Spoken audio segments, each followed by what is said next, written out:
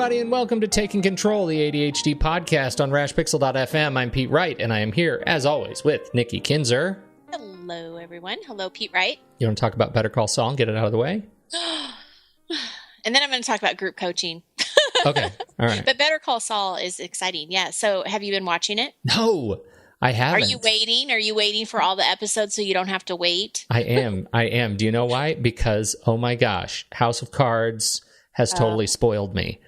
Yeah. Getting all the episodes at once, I now don't want to take in any other bit of entertainment. Where you have to wait, yeah. Brad's the House of Cards, too. Yeah.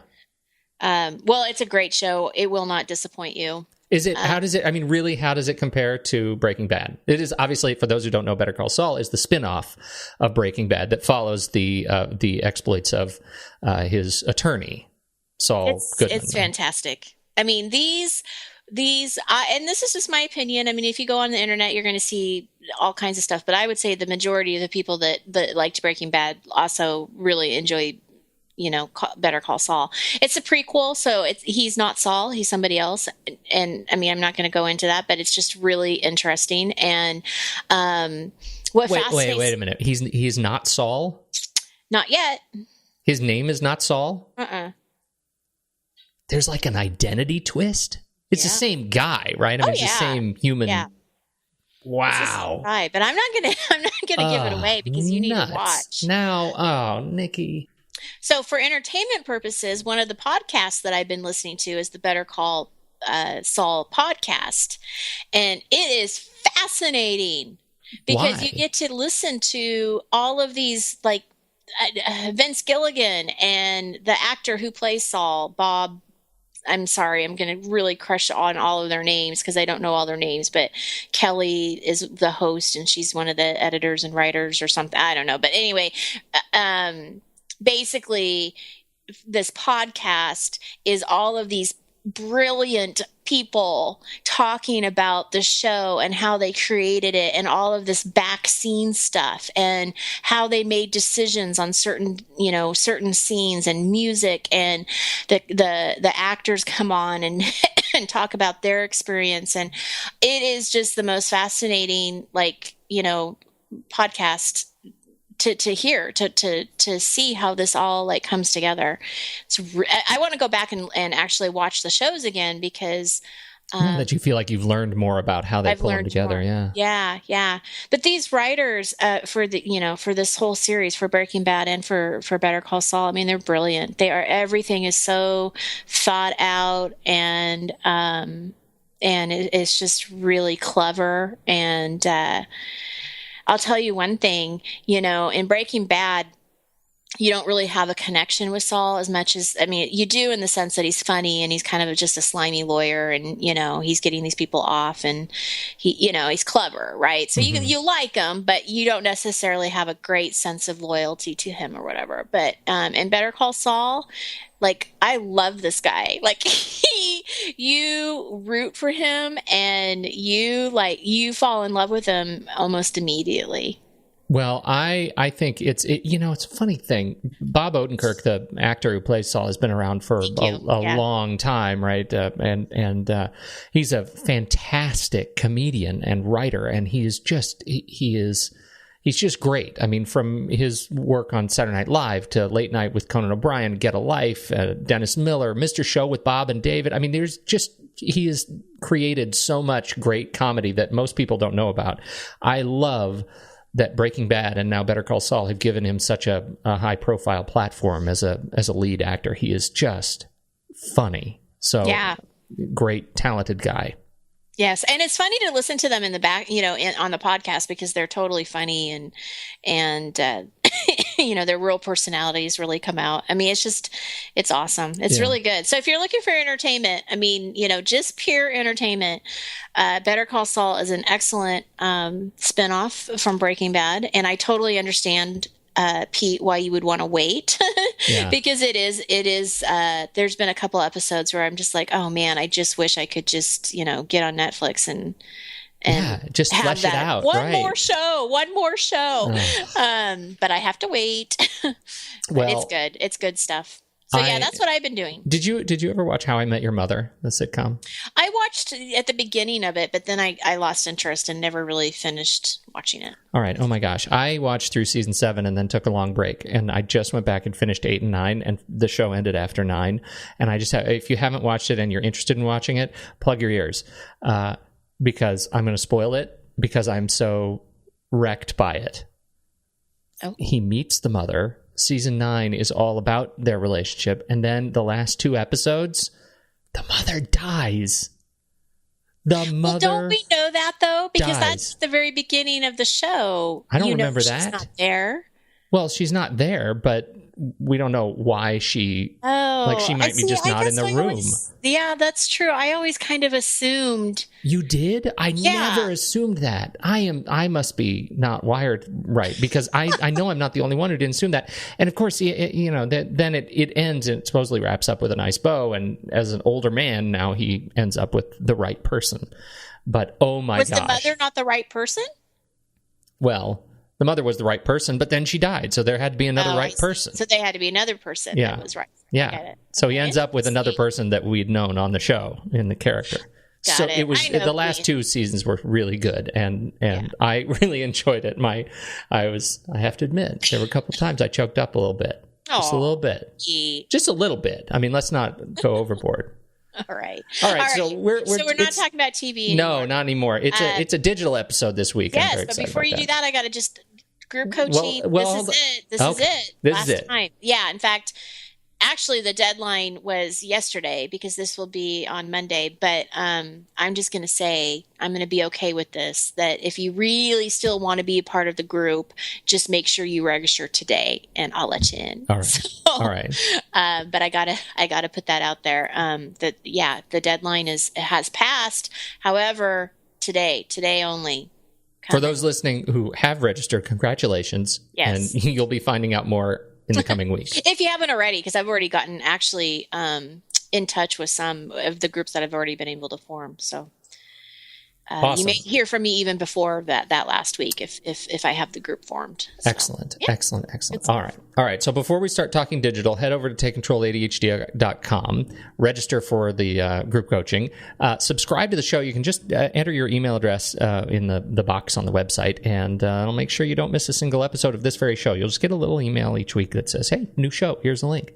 And then, find us on Twitter and Facebook at Take Control ADHD. We'd love to hear from you. You can call us at 503-664-4ADD. And get your questions on the show. We would very much love to hear from you. So, all right, that's all the old business. New business.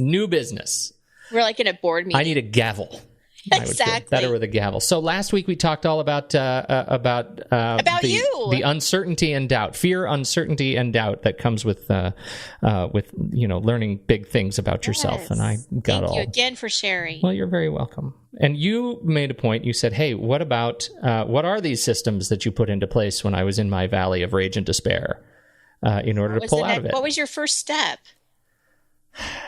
It's been long enough that I don't quite remember, but I do know. I remember that. I can tell you about the systems that I have now that have emerged from whatever I had done then. Pick one system.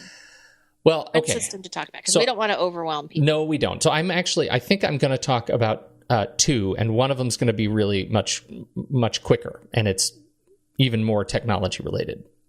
So the first one I'm going to talk about is writing.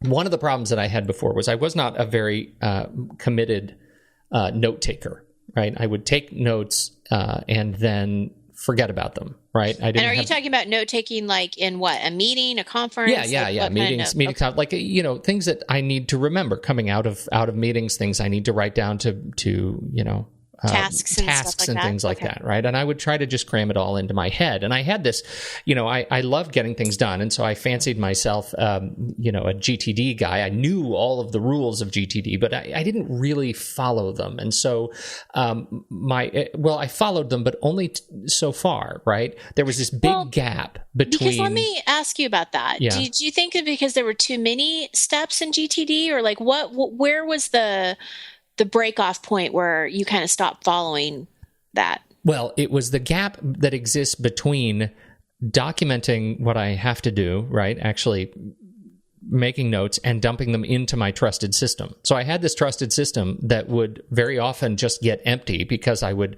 eventually work through everything, but I was not putting new things in because I was keeping those in my head. Got it. Right?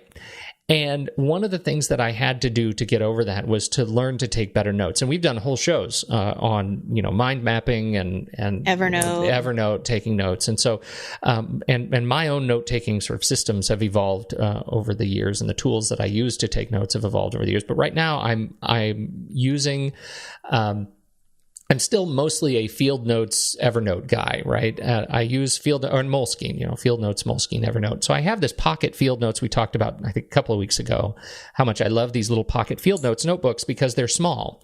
And what's so nice about them, they fit right in my like back pocket or my breast pocket, and I can just take them out and make quick notes. But then what do? This is where I would always run into the problem before. I would have a fancy notebook and I would take notes, and then I would put it on my desk and not do anything with it.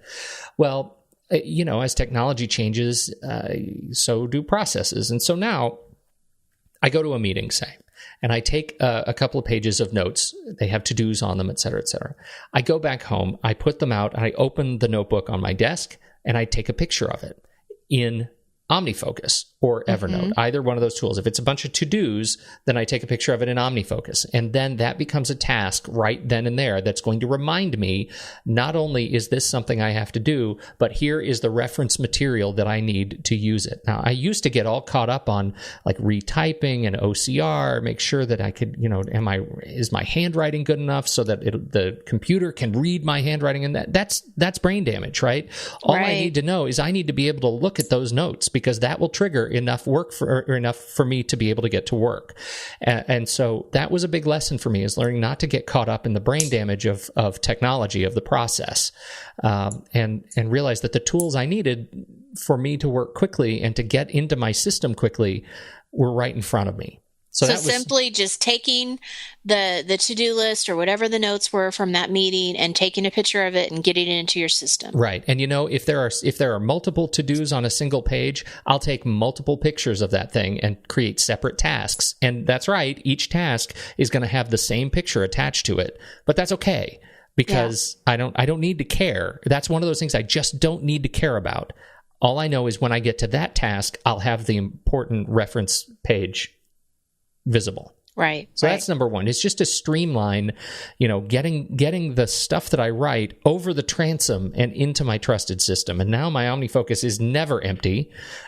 It's constantly giving me stuff to do. And I only have one Fieldnotes kind of at a time. And so that's actually not entirely true. I have a couple of Fieldnotes that I'm working through, but they all have a different purpose. And so, one, I have a Fieldnotes notebook here that is just dedicated to notes on a book that I'm writing. And so, ideas or concepts or sketches or pictures, it's just kind of the brain dump for only the book stuff. And then I have another one that's just my daily sort of to-dos and note-taking. When I'm finished with a Fieldnotes, I do something that maybe, this is an area where I may not need to do this much longer, but it's my inner sense of completionism that I can't quite shake. I do take a picture of every single page in a finished Evernote notebook, and then I turn it over and take a picture of the back, so the front and back, for my Fieldnotes notebooks, and I save the entire notebook as a PDF. And so, I don't know. I don't know if I really need to do that. I rarely go back to those and look through them, but it has, on occasion, it has happened where, I need to remember something that happened in a certain date range, and all of these Fieldnotes are dated. So I know when I was writing in these Fieldnotes. If somebody comes back and says, hey, you were at this meeting on March 15th, and, do you remember an outcome? I can go back to the Fieldnotes and see. Yeah. Pretty rare. Well, let me ask you this, because I know that a lot of times people that I talk to, there is a fear that they're forgetting something. So, like they didn't get everything captured. And so do you feel like this solves that fear? Well, this just being able to get the notes into a trusted system, that doesn't necessarily address the fear, right? The fear comes when you aren't confident in your ability to take good notes in the first place. You know what I'm saying? Mm-hmm. Like, that's a very different problem. And I think I think a lot of people, and myself included, when you misattribute the fear, you're addressing only a symptom, right? The symptom that you're addressing is, oh my gosh, I'm afraid I'm forgetting something. I better get my notes into the computer, or I better get, the tasks that I remember into the computer. But that doesn't go back and address the fact that you're not taking good notes and you don't have a very good memory. And the things you do remember are the things that you were hyper-focusing on at the time, which probably skews the weight of the meeting for you. Your memory of the meeting is likely not what really needed to be remembered about the meeting. And so I think that's the first step, is figuring out, are you a good note taker? And there are some really good videos on Khan Academy that might be worth kind of reviewing, just some very basic, like, how do you take notes in a college classroom? Let's review Oxford outlining or Harvard outlining. Let's review mind mapping again. We can post a link to our mind mapping episode we did some time back. Let's focus on the rudimentary skill of pen to paper before we get to, entering data into a computer. That is fantastic. I think that distinction is really important. I mean, I think that's really important. The note taking, are you confident in what you're writing down? So if you're hyper focusing or you aren't getting everything down in a meeting, then what's your suggestion on that? Like, how do you improve that? Here, there's so there's a crutch. I'm going to talk to you about a technological crutch, and that is the Livescribe. Have we talked about the Livescribe? I don't think we have. I'm not sure. Okay, so the Livescribe is a digital pen. I think we have. Yeah. It's an analog pen with a significant digital component. And I've thought about the Livescribe for a bit, and I've been playing with it lately. They have advanced it a lot. So you buy this pen. There are 3 different models. And they all have slightly different features, which is really confusing because the feature differential is not that big, and yet they have 3 different models. And there's just one pen that does everything you pay for. It makes me crazy that there's so many choices. So anyway, you pick up a Livescribe pen, and the idea is you get on this paper. It's custom paper. It's free. You can print out the paper from their website, or you can buy Livescribe journals that you can use. But so you get this special paper, and when you turn on the Livescribe, it remembers. It's like it has a little camera in the tip, so you're writing with real ink, right? But the pen is recording your strokes.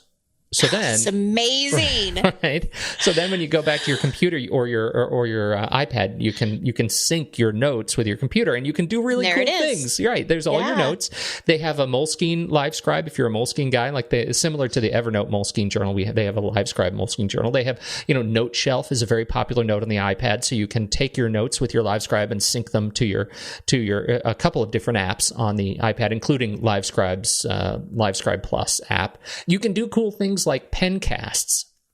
So you can actually rebroadcast your note-taking session to yourself with audio, right? So you can watch the strokes appear on the screen as you were taking notes. And this is the thing I wanted to mention, the technological crutch, right? If you really don't trust yourself, if you really feel like if you're somebody who is in a lot of meetings and you have a lot of details that are constantly flying at you, you may want to consider this Livescribe pen because you can record audio. I was going to say, right? Then you can go back and listen to it. And what's really lovely about it is you can go back by timestamp, so you can be on the note page and on the computer, and you can say, I want to go back to this point in the meeting and start playing the audio from that point in the meeting when you were taking notes on the page at that point. So you can see maybe what you missed. So for going to, heading off to college, for somebody who deals with a lot of just audio meetings, where there's just a lot of information coming at you, this is a really interesting way to tackle that from a technological perspective. Well, and gosh, not only college, but I mean, in any profession that you're meeting a lot of different people, or, I mean, even if you just are meeting one person one-on-one, or your supervisor or boss, to be able to have that recording. Now, I assume you have to ask for permission and make sure that the other people know that you're recording it, right? I think that's a best practice. Yeah, I think so too. I think it is generally for personal use. I don't know how, I don't know if anybody has ever tested that in the courts, but still, and that's the responsible thing to do. Yeah, and the Livescribe pens are not discreet. I mean, they're obviously Livescribe pens. I think there's even a little light on them. Okay, so the Big Daddy, the Livescribe 3 Smart Pen, is $149.95. You can get like sets, packages of, prints and refills and all that kind of a thing. The Wi-Fi smart pens, the ones that connect wirelessly, are $249. So they get a little bit more expensive. They have the Echo line, which is only 2 gigabytes of memory, which is $119. So it's, between $120 and $250, depending on what you get. And the sets you can get, notebook paper, and sometimes when you buy a set, you get a bunch of free paper. And so there are a lot of different packages you can get.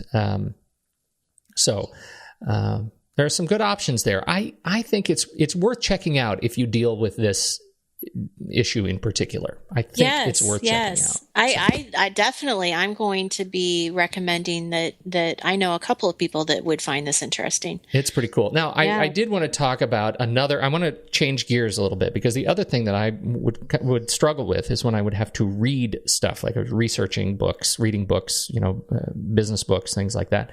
And, I'm a huge lover of audiobooks and ebooks. I love both of these things. I have many, many of them. And I think I told you I bought a Kindle, right? Did I tell you I bought a Kindle? No. I did. I bought a Kindle. It's a Kindle Paperwhite. And I bought it because I'd been reading so much on my iPad. And I read a lot before bed, right? So I climb in bed and I grab my iPad. But I had started reading so much of the research that says, you know what? Part of the reason you're not sleeping very well is because you're holding up the blue light from your tablet screen. That light, that LED light stimulates your brain in a way. I mean, it's one of those things that just, it increases the sort of cortisol production. I think that's the way it works. Increases or decreases. I think it increases cortisol production, which is what wakes you up.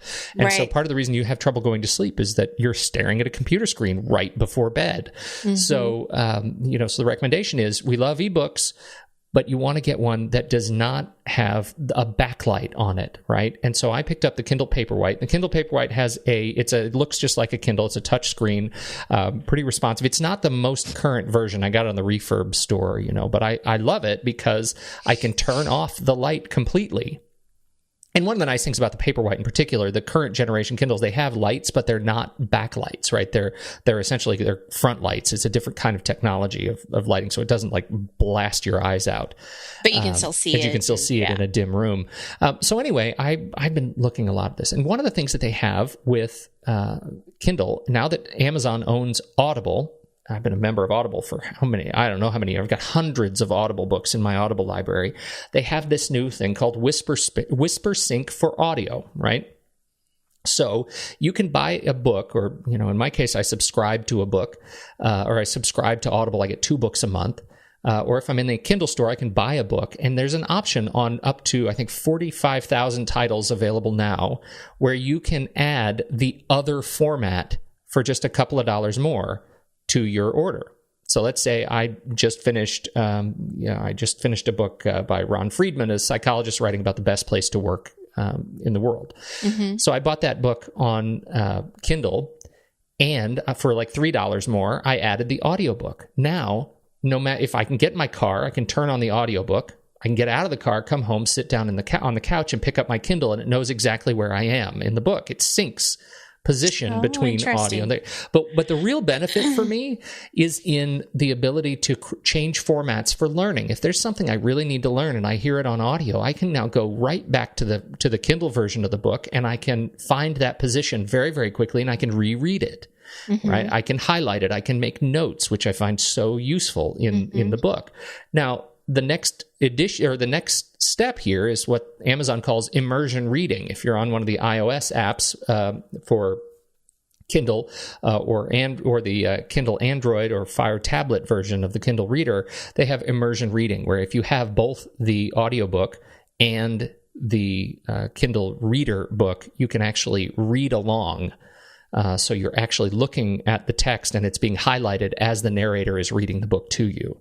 Oh, cool! So now we're triggering both of those learning modes, right? Now we're triggering both the oral learner and this more of the visual learner at the same time, and I find that super, super useful when I'm trying to study something. Yeah, having that repetition of signals is really useful. So those are the two things that I wanted to share about some of the systems that I'm kind of using right now in order to cement stuff I have to learn and get them into my trusted system. I like it. Useful? Very good. Very useful. Good. And new. Like, I didn't know about that pen, and I didn't know what you were just talking about with that being able to combine both the visual and the audio. It's awesome. It makes me really sad because I love, I'm a lover of iBook, or of the iBooks tool and the iBooks formatted books. They're so much more beautiful than Kindle books. They're easier on the eyes to read, but reading at night, and I found I'd rather sleep than have a beautiful reading experience. Kindle is just awash at sea with typography on their electronic reading devices. I don't know why they can't figure that. Hire somebody good and just make it right, Kindle.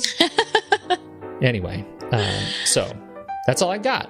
Very good. Well, thank you. Well, thank you. Very good stuff. And thank you, everybody, for listening. As always, on behalf of Nikki Kinzer, I'm Pete Wright, and we'll catch you next week on Taking Control, the ADHD podcast.